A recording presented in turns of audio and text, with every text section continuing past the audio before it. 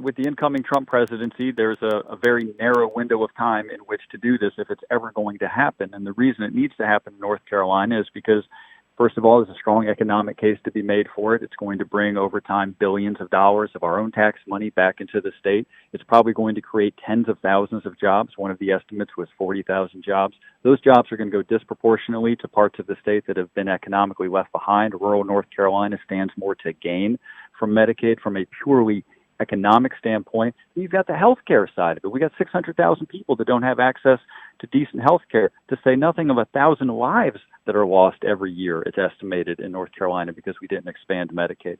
And the decision to expand Medicaid had nothing to do with the merits of the proposal and everything to do with the fact that it came out of Obamacare. And Republicans did such a thorough job of tarring and feathering Obamacare that politically they found it very difficult to do the common sense thing of accepting the government's money and expanding Medicaid. Speaking of Obamacare, and obviously this isn't a state legislative issue, but it impacts a lot of your constituents, what are your hopes for what actually comes out of all this talk about repeal and replace? Surely there are a lot of people in Charlotte and around the state that are worried about this. I've got tens of thousands of constituents that would be impacted if they repeal Obamacare and don't replace it with anything. For the last 8 years, Republicans have been talking about repealing Obamacare. We've never really seen a plan from them on what they would replace it with.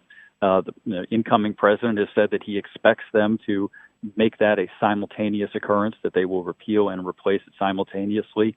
Question as to whether or not that's really possible and still really repeal Obamacare. Because remember, the basic bargain with Obamacare is you extend insurance to everyone with pre-existing conditions, and the deal on the other side is everyone's got to buy in. Well, I mean, that's conceptually, that's a pretty basic bargain if you're going to solve the problem of pre-existing conditions. Tough to see how they get too far away from that and still provide coverage for people with pre-existing conditions.